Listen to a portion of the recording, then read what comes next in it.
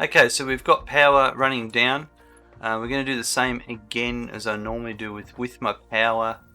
I'm going to run one per machine.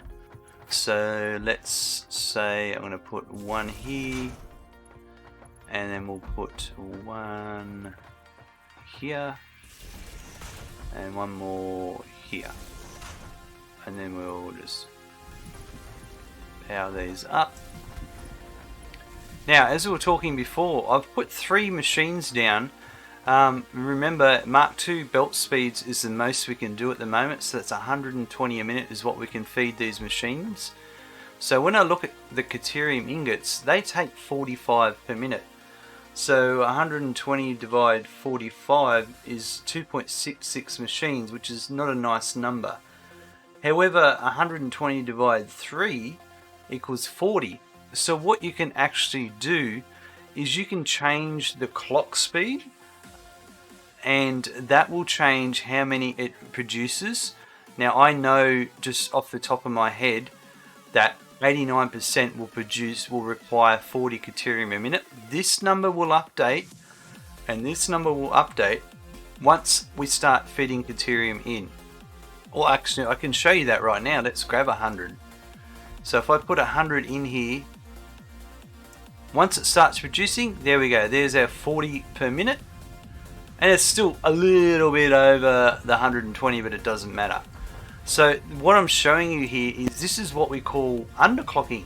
It's a different way of doing, it's the opposite to overclocking, obviously. And what a lot of people don't realize is underclocking is has the extra benefit of it requires less power. So it's only using 3.3 megawatts instead of the 4 megawatts as it normally does. There is a lot more mathematics you can go into here, where you can scale this down and scale this up with power drawing requirements. So it's way more complicated than what we're going to get into here. And the other thing is too, when you get the next conveyor belt speed, you can come along and up these back up to their normal speeds. So I'm sort of future building here at the moment. It wouldn't have mattered if I'd left it as default and run 3 machines. It really, because it would have still produced roughly within the same amount of time anyway. I mean, it doesn't really matter. Stuff's going to get made, you know. But there are really tight specifics that you can get into here to optimize your production. Once again, I am going to do this trick that I was showing you before. So you could have, instead of 10 machines here, you could have 20 portable miners. It's up to you. This is what I call a manual feed setup, and this also can be used early on on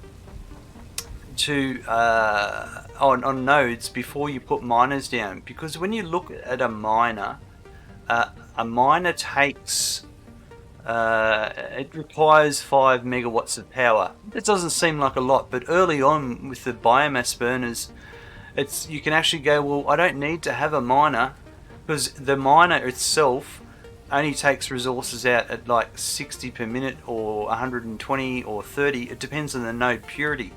Whereas here, I can have as many of these down as I want, and I can just come and pick them all up and dump them into the box, and we already have more resources per minute. So I could double this whole production again if I wanted to. I could put another 3 of these down, another feeder box, and run it that way.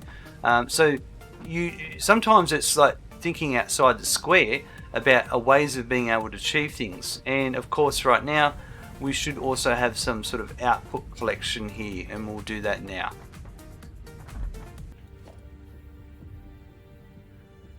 And what I'm going to do is we're going to put a storage container up here for the Caterium ingots. I'm not going to do much with them at this location, and I'll explain more about that later. All I wanted to do was come and get set up processing of Caterium, so we can get those ingots and get that making.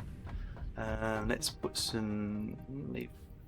So I'm going to leave the concrete here as well, because I really only need to keep, say, that much on my inventory right now, because we're going to come back here later and do some more building. This will do for the time being.